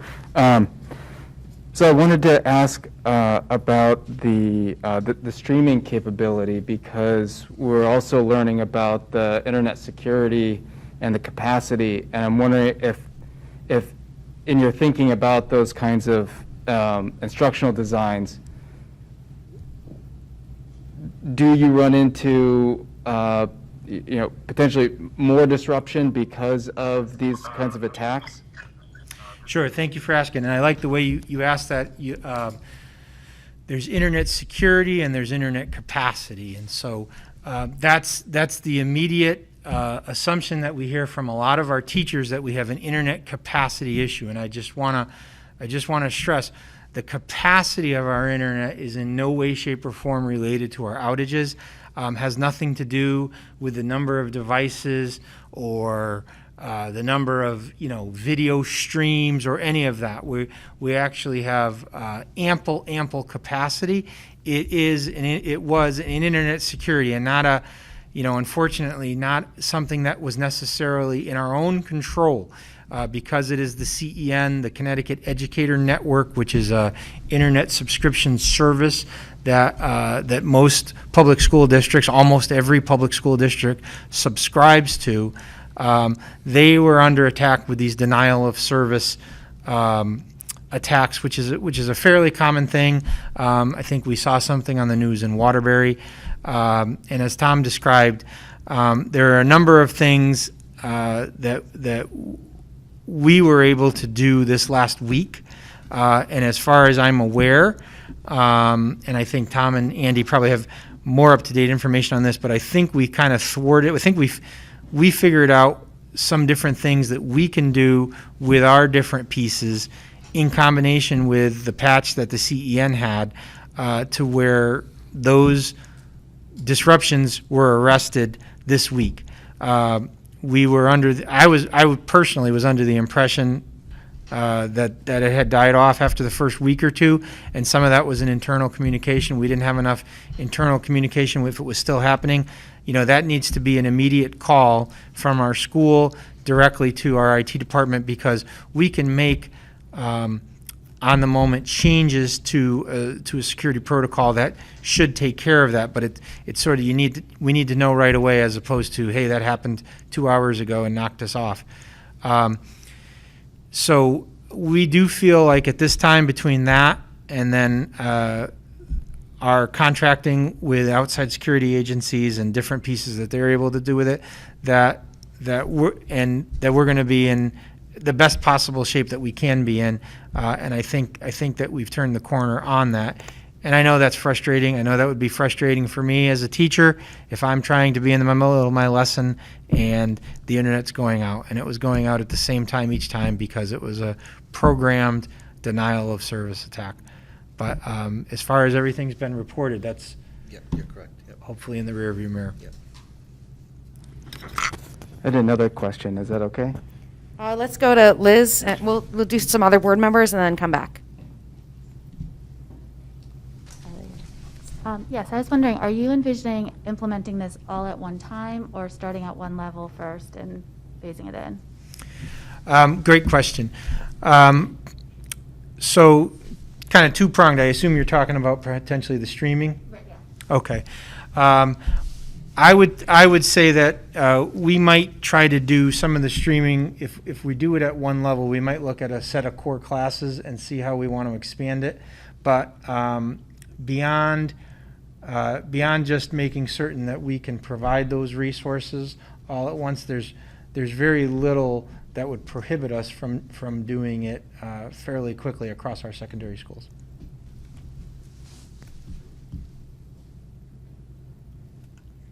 Other questions? Amanda? Would you be able to, I'm thinking about if Ronnie is writing for WECA and trying to summarize a little bit about your presentation on the hybrid, could you put that into a short little, not a paragraph, but just so if someone says, I hear that they've been listening to feedback about the hybrid, they're making some changes. We can the easily do changes that, are likely yeah. to be. I'd be honest, I'm a little ahead of in terms of our communication, some of our planning and finalizing details, but it would be very easy for us to provide a summary that can go out for our public to be able to read, and Okay. whether it's weha.com and other places, certainly up on our website and other. Because I do think one of the things that the community will appreciate, and I'm sure they'll be patient while you're figuring out some of the details, but I think they'll appreciate the fact that you have been listening to the feedback that's been received, because that hybrid model got us up and running, and as we've been learning from other districts and hearing how things are in practice, it sounds like you've been very open to making adjustments that make sense within reason, so that the teachers aren't constantly having to learn something new. But I just want the community, if they're listening to that, to hear that you are making some adjustments. But I think it might be hard to, for them to spit that back out and say, these are the adjustments, just because it explained a lot in one. Certainly. one description. No, absolutely. The biggest change is adding the streaming. I would, and I don't want it to, and this is I would say the biggest change is adding streaming with an instructional model that supports streaming, because the last thing I want people to think is that, there's this magic panacea, streaming just works, because we have plenty of reports from districts where if that's the only thing they're doing, those are the phone calls when Tom talked about other districts hearing complaints. You have to have an instructional model that can be consistent behind that, because otherwise, gee, why don't you just turn on streaming tomorrow? You need that instructional model built within it, and those two pieces together, but I'd be glad to put together a summary of that. Because I think that's the difference, because it's not just some of the other districts that we've been able to appreciate their feedback, because the kids who have been just doing straight streaming, then they also have their homework online. So they're exhausted. They're online all day long in some places, and that's been the problem. So we also saw from the southern schools who started school a month ahead of when we did, that those who tried that also found the same results. So I think that the fact that you're adding a separate component is what's making that different, and to augment what we're doing, hoping that we're not in hybrid for a long period of time. Yeah, 'Cause I certainly don't love that, but And that's the key element. You've hit on a couple things in communications with me about, I know it would be better for me just to give a date to people and say, we're going to do this on this date, and to say, we're going to be back on this date. There are a couple things we have to do before we can roll this out with everybody too. I mean, we don't have webcams everywhere. We don't have the same microphones everywhere. We're seeing with Google Meets. Google Meets is great for us when we're all on Google Meets. If you're not all on and you're trying to do both, you can't hear the people that are separate. That's one of the big flaws with it, okay? And so the Google Meets tied into a webcam works a little bit better. But we also have to talk about, okay, what's the teacher's responsibility then for the person that's at home? What's our responsibility for attendance? What's our responsibility if something's going on in that home? Is a teacher legally required to monitor what's going on in the home? These are all the questions we're going to have to answer legally and to our teachers, because those are all parameters that people at first say, oh, well, but they're actually huge. If schedule shifts at all, and this is part of so Paul was talking about an elementary shift isn't that big of a deal. Whenever we bring back secondary, that is a big deal with dramatic shifts, because we can't just say, okay, everybody comes in and we'll tweak this schedule. if you tweak one, you have to tweak the other because teachers are shared in both places. Teachers travel between schools. Gretchen's teachers in special education are now working in that afternoon block. So anything we shift in the afternoon block shifts when support services can be delivered that we legally have to deliver. So there's a whole lot of working parts here so that whereas we're open to shifts and we're going to see shifts and we'll see things like streaming, I don't want people to say, well, why aren't we streaming tomorrow? Why aren't we streaming Friday? Because it's not just one teacher's decision. A teacher could decide, okay, we're going to get this in. But there are structures that we're going to have to put in place. As we've said, we spent the weekend talking about this. We spent Monday talking about this. And we've talked to the union president about it. Paul did, Rick and I did today. And we've talked about this with a core group of teachers in Paul's committee that's looked at our curriculum. But there's also professional development. If somebody's never used a webcam before, we can't just throw a webcam at them and say, hey, you use this with your kids tomorrow. I mean, there's just things that have to happen first. So that's a piece of it. Paul, I didn't want to jump on that. No, fair enough. I'll have one more, but I'll wait. Jason? Okay, thank you. In hearing from the community feedback and just knowing my own students at UConn as well, mental health is a really big issue. But there's also realization that that schools can't provide all of the mental health needed by our students. And I realize that at UConn, I rely on the Dean of Students and the UCare network. There's a number of other facets that I rely on as a teacher for my students. Can you talk about any sort of lessons learned in the last couple weeks about mental health curriculum or social emotional learning, and how has that been working, and are there other things that you're thinking about too? Sure.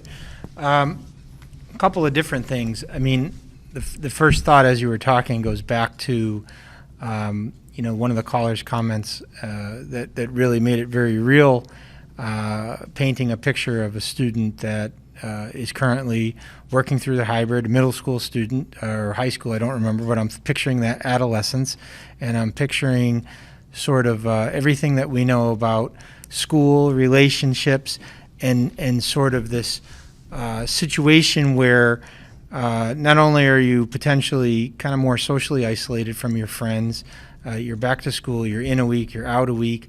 When you're out, you have a lot more you have a lot more independence, but you have a lot more responsibility placed on you to be more self-sufficient at that age, to make sure you're keeping up with timelines.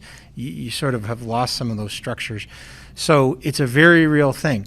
And everything that we were told from the front end was, and I think it's a lot of what we are seeing, hey, the first month of school, everyone's back, everyone's happy, it's kind of a honeymoon period, people are behaving well, kids are wearing their masks, they're generally compliant with requests. Now the stress is starting to add up. They've got a little momentum behind them of school. They've got all those pieces, and quite honestly, we're about to enter very certainly a more difficult period, a more challenging period, because those stressors are piling up for kids. Our positivity rate in town in Connecticut is increasing. Those are going to be additional stressors for kids. Especially if it's impacting them personally. It speaks to the importance of our planning. We do have currently it built within our plan at the elementary and middle school levels. We do have daily opportunities where we're touching base with social emotional learning in morning meeting, and in at middle school in the advisory. And in the advisory specifically, we have, you have your informal and your formal. So we have our 2 programmed lessons per week that are both in social emotional learning and overlaid with some of our social justice work. And we recognize that this is also a period of time where some of those social impacts and social justice and some of that piece has an impact on students' social emotional learning and their stress. And our biggest lesson learned, I think, was from some of this is we can't just provide a canned curriculum at kids, 5 days a week, and not provide teachers and students with the breathing room to be able to talk about that more informally on those other days. And that really is our model right now as it exists in our middle schools, specifically, kind of where kids are a little bit older and they're able to kind of process more with an adult. They're able to talk about their feelings, talk about those pieces. And so in those informal days, the teacher, doesn't have a formal script that they have to deliver, can talk about the lesson that they delivered the previous day, can ask kids, how it resonated, can have that more of an informal check-in with them and take that in the direction that it needs to go with individual students. I could talk more about the 5 sets of social emotional skills that we are trying to address. They are kind of sequenced in terms of what makes sense developmentally. When you talk about whether it's self-awareness or whether you're talking about some of the coping strategies. But, the other piece that I would at least want to mention that you described when we have, making sure that students know there is a referral process that we can enact when a student, when that help needs to be more than just a patient ear of a teacher or a colleague. And it kind of rings as I heard, I heard the one, I think it was a grandparent, say they were having trouble getting help, and that bothered me. I meant to mention that earlier in my comments, that help should only be a phone call and email away, whether you're in the hybrid, whether you're in the remote, whether you're in person, whether you're in an in-week or an off-week. That whether that's academic help, which I think that caller was referencing, or whether it's help on the social emotional side. And I know Andy would be remiss if I didn't mention, anonymous alerts or other things where people can provide, a reach out for help or can even refer a friend. We have that. We have our social workers working, we have our school clinicians working, we have our counselors available, and they're available across all of our different settings. So I guess I would just want parents listening at home to know if they're at home, they don't have to wait the week to make that call to their counselor or to their school social worker or anything else. They can make those calls, they can ask for that help, and we will get it to them.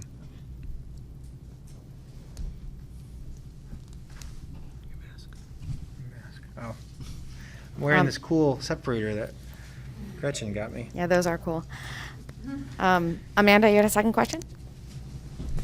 Mine just had to do with the lead time that you would anticipate giving teachers if you did make some shifts, because I know that they've been really good sports about adjusting to all of this in general, sure, and then meeting the demands of the emails as far as student emails, parent emails. There's a lot of those extra things.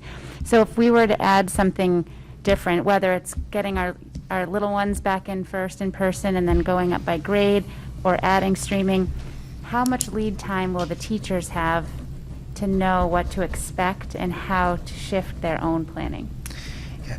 The key with lead time, I think, is how we're programming in some professional development to help support them. And this is one of those things where I have a few ideas on a drawing board that we'll be probably talking about tomorrow and the rest of this week with exec and with others. But we have our Wednesday CSIs, but one of the questions I have is, as we look at any transition, one of the biggest metric to help, especially at the secondary school, we're on the block schedule and we've got the red group and the blue group, and we've got A days and B days. We want to make sure that the two groups are close enough together. So in one model, we can look at a specific point in the calendar, and I could point to a couple of different places where the hybrid weeks have kind of played out and evened off. And so that's going to happen every 2 weeks. So that's sort of one way where the expectation would be, by and large, most kids are kind of caught up. So we don't have this kind of awkward transition. An alternate model to that is potentially if within lead time we adjusted, and then it's really just a communication out to the community to adjust like we did at the first week of school, where you had a couple of red days and a couple of blue days in the same week. So you bring in the group that essentially needs to catch up a little bit. And if we did that in either model, the goal would be if we didn't have afternoon classes for 1 or 2 days, we could capture a couple of additional hours of professional learning time. And during that time, we're working with our teachers to make sure that we're going through in-depth. Here's the clear definition of what the instructional model is at large, which I think would be like the first PD that we go through with everyone, talk about the webcams, as Andy and Tom mentioned. Making sure that's different from presenting on a webcam that's at some distance versus just having one that's right in front of me, and how, and then in a second PD, following up with my department, and what does that good instruction look like for my content area as I chunk it slightly differently in these ways. But I don't think it's a big lift. I think it's a couple of PD sessions. So it's a question of, could we do it?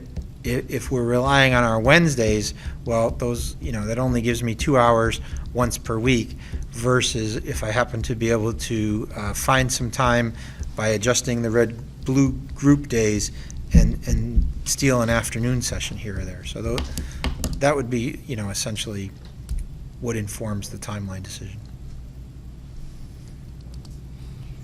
Thank you. Other questions? I have one question, and this is regarding elementary schools. So I hear you talking about trying to improve instruction at the middle and high school level. We've heard from a lot of elementary school parents who are concerned that their kids aren't getting enough instruction. Are you thinking about tweaks to that model, or can you provide suggestions to families who are struggling to ensure that their kids are engaged throughout the day at the elementary level? I appreciate the question. We've looked at the elementary model a fair amount, and the real question, obviously students that are, it's a real tug of war with students that are in school till approximately 150, and students who are at home. Providing more time at home creates a reverse problem in the elementary in terms of supervision of small kids. Right now, we pretty much have them covered for the majority of a typical day. It's an early release, as it is with everyone else, but it's through lunch, and kind of disrupting that into half days. I don't know if that improves our process or just kind of spreads the pain to a point where you kind of minimize what you do have. So we do have some potential solutions there. Thinking, one of the things that we haven't gone all the way to, but if we take the block of time, which is currently 30 minutes and 30 minutes, to break those groups in half, and said, all right, teachers, use that time more flexibly and don't break those groups in half. You can increase the amount of instructional time. You do sort of minimize things, and it's a little bit harder at the younger grades because now I've got a larger set of kids on a computer.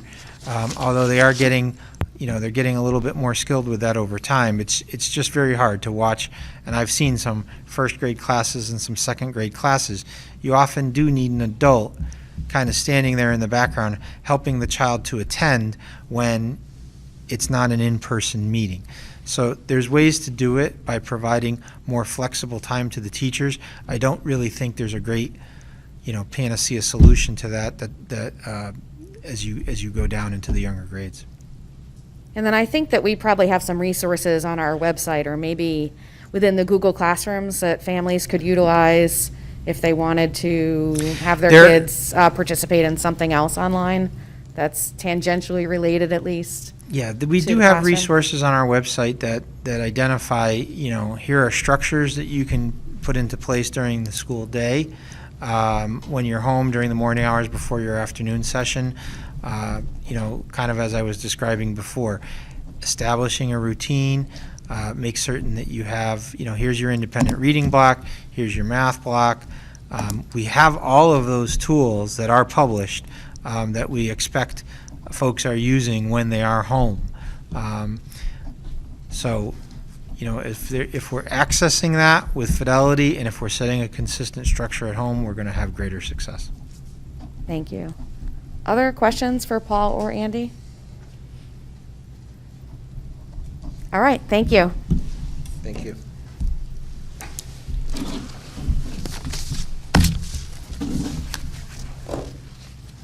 We are going to move on to routine matters, and the first item is the financial report and the approval of the financial report for the period ending June 30th.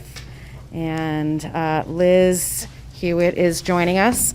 I'm going to provide the financial report this evening, but I wanted to just make sure that folks know that Mark had been planning on providing the financial report, and it's just very difficult participating in this hybrid way with Mark remote and us here in person has made it difficult, and so I'm going to step in on his behalf.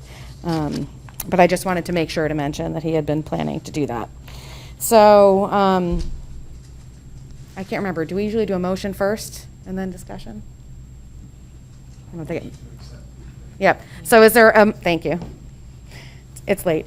Is there a motion to accept the financial report for the period ending June 30th? Thank you, Ari. And a second? Seconded by Lorna. And discussion, and I will provide a brief summary and turn to Liz with any questions. This is the financial report for the period ending June 30th, which is the end of our fiscal year. And as you can imagine, our actual expenditures in this period were not quite in alignment with what we had planned when we passed this budget in March of 2019. This was a very unusual last quarter of the year. Overall, we had a surplus in our general fund of about $2.3 million because we established a non-lapsing account last spring in consultation with our colleagues on town council. We were able to retain $2.3 million for use this year, so basically to roll over those funds into this fiscal year, and we did return $11,000 and change to the town.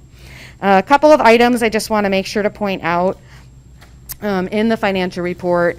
Under purchase services, one of the primary drivers of the surplus there is through transportation. You may remember that the governor had indicated that school districts should continue to pay all of our staff, and that was extended to anyone who was through contract as well. And so all of the school districts across the state, including West Hartford, worked with our bus companies to negotiate a way in which we could ensure that the drivers and other staff were still paid, but there were savings, of course, because the buses weren't being used for the last couple of months of the school year. So that resulted in a savings to our district. Under supplies, materials, and capital outlay, we saw a deficit, and that is because preparing for the return to school in the spring, we purchased some Chromebooks, some remote learning software, some iPads, desks where we once had tables in classrooms, and some outside furniture so that we could provide outdoor learning spaces this fall. So that ended up being money that we used but had not intended to use. And then under grants, just a note that some of the grants that we normally would have spent out by June 30th, we have been given from the federal government an extension of time. We actually have quite a lengthy extension, but we expect that we'll be using any of these funds and all of these funds by June, assuming that we don't have some other most unusual situation occur.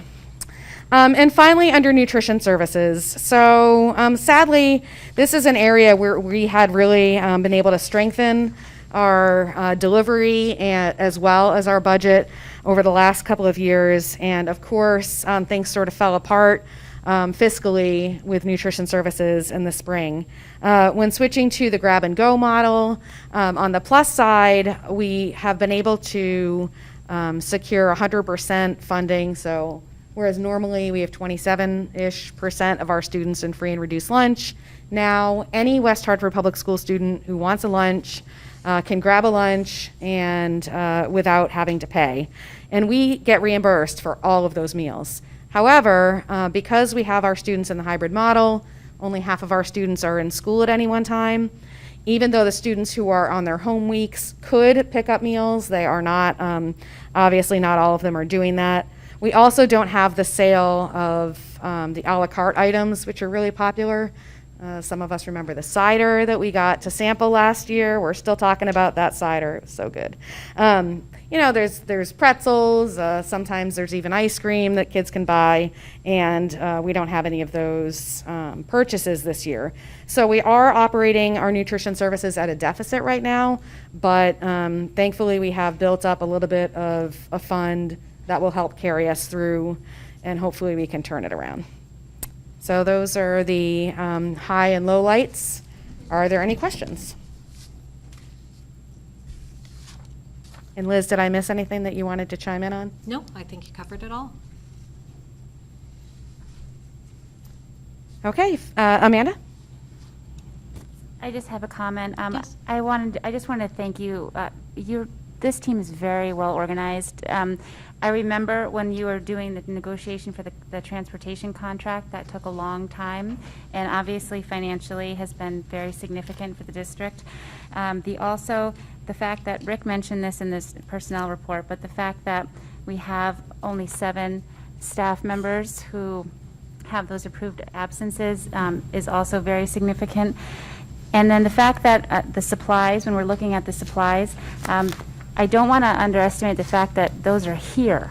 There's still so many districts who do not have their supplies. Some of them aren't anticipating things coming until November.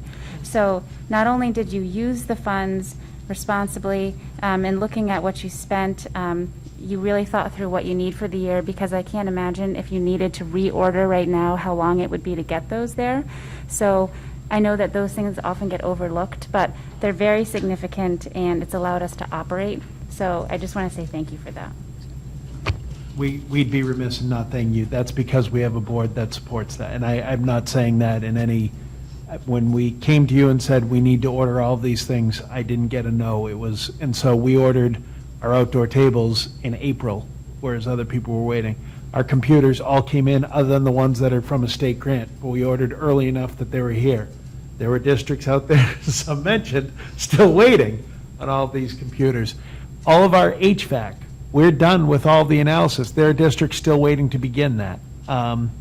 That's because you gave us that freedom and the $2.3 million in the non-lapsing fund, which is hugely important, so we knew it was covered, that we could do it in the spring knowing we'd be okay with it this fall. So that thanks belong to the Board of Education for that and their support.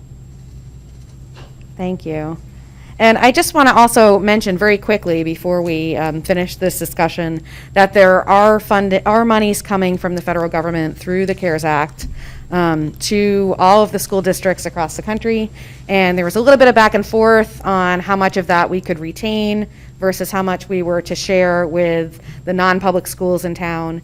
That has been sorted out.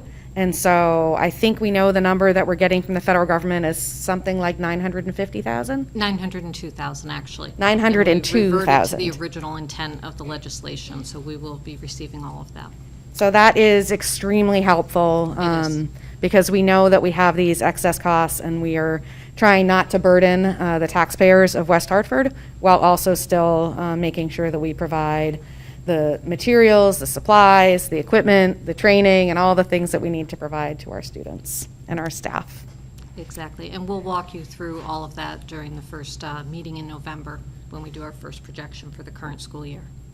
Great. Okay, with no further discussion, the motion is to approve the financial report for the period ending June 30th. All those in favor, please signify by saying aye. Aye. All those opposed, say nay. Abstentions? And the ayes have it. Thank you.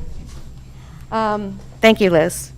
Moving on to approval of the minutes. Can I have a motion to approve the minutes from the September 23rd regular Board of Education meeting? So moved. Moved by Amanda, seconded by Lorna. Are there any items for discussion? If not, I'll try your minds. All those in favor of approving the minutes, please signify by saying aye. Aye. All those opposed, say nay. Abstentions? And the ayes have it again. Item 7, information and reports. Board members, communications and reports. Are there any reports from other boards and organizations? Any other information and discussion? Okay, moving to non-staff communications and reports, and the reports from our student board representatives, and Lily will start with you this evening. So next Wednesday, 10th and 11th graders will take the PSAT at school, while the other grades participate in asynchronous learning. And in the same vein of the PSAT, congratulations to the 17 seniors who are named National Merit Scholarship Commended Students, and to the 5 seniors who Mr. Moore named who are National Merit Scholarship semifinalists. And also congratulations to Rachelle for being one of those semifinalists. The counseling office has continued to prepare seniors for the college application season with daily college visits over Zoom, one-on-one meetings with seniors, and virtual senior planning Q&A sessions for parents and students. Hall's Black Box Theater has begun outdoor rehearsals for the satirical play The Philadelphia. So this is the first time that the Black Box has done production outside with social distancing, so it'll be really interesting to see how that plays out. Sports teams all had their first games last week with wins from girls soccer, boys soccer, and field hockey. And many teams will be having their senior night games this week. Girls soccer and girls volleyball had theirs a few days ago. Boys soccer has theirs tonight, and field hockey has theirs tomorrow. And finally, Hall's Board of Ed rep from last year, Isabella Gaum, has been named a youth honoree at the National Conference for Community and Justice Human Relations Award banquet. So congratulations to her. Before you start, Rachelle, just I'll echo those congratulations. We're all really, really proud of Isabella. Yeah, and a lot of what Lily just said applies to Connor as well. I think, yeah, Bloom Cooper is excited to be back in school this week, and I think the online learning went pretty good last week, barring sort of the internet outages. I think on athletics, I think parents are also glad to be able to watch home games that are occurring as well. One thing I would also like to add is that at Connor, curriculum night will be occurring next Wednesday, like the open house in a virtual fashion. So despite COVID, I think having that opportunity is very nice for the parents to be able to meet with the teachers and learn, see what their students are learning. And yes, the PSAT will be occurring next week also at Conard as well for sophomores and juniors. And I would also like to congratulate all my peers for the National Merit semifinalists and the commended scholars as well. Thank you. Thank you. Congratulations again. Moving to future business, announcement of future meeting dates. Our next meeting will be 2 weeks from today on Tuesday, October 20th, here in this room. Following that, our next meeting will be on Wednesday, November 4th, which is the day after the election, which is now when I make my commercial for everybody to vote. And we are hopeful that we'll be back in legislative chambers on November 4th, but not 100% positive. And following that, back up on our Tuesday schedule for Tuesday, November 17th. Are there any requests for future agenda items? If not, we will move on. Are there any comments from visitors? I see we have one new person has joined us on Google Meets. Would you like? Yes, I would like to speak. All right, go for it. Please start by giving us your name and address. Yep, this is Diana Savowski, 179 North Quaker Lane. Okay, thank you. Thank you. Yeah, so I just would like to speak. I come in for the call and listen to everybody.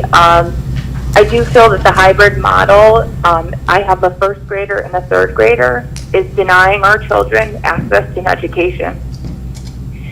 My first grader is doing 3 worksheets a day. My third grader is on a Chromebook all day. We're talking a lot about data in this call. What is the data and who is setting this routine and schedule for parents that are working? Have you collected this data? I didn't receive a survey to hear how these young children are being cared for. I hear you comparing us to urban areas. Why is there an assumption that families can absorb this? You all are acting in a silo. You are not being realistic with what is going on for families. Young children need to be in school and need to be accommodated for. And I would like the board to consider this. We can't just go along with this plan because this is what we've created.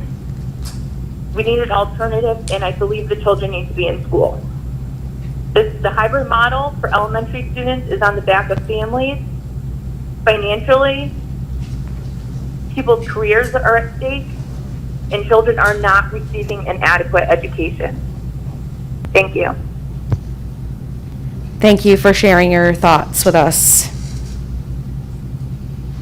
I don't see any other visitors who've joined us. We do not have an executive session in need, so I will take a motion to adjourn. Moved by Lorna and seconded by Liz. And without any objection, this meeting is adjourned at 9:14 p.m. Thank you, everybody.